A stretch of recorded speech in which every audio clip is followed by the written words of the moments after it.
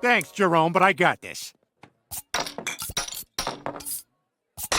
So cool! Yeah, you know, I only bought Gonzo just to die and go on vacation. But now we're having the time of our lives. He's like the son I never had. Und du bist wie mein dicker Vater.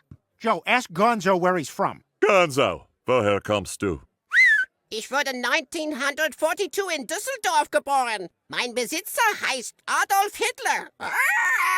I heard 1942. Peter, he just said his owner was Adolf Hitler. Well, that can't be right. Hitler had a what now? Look, it's him!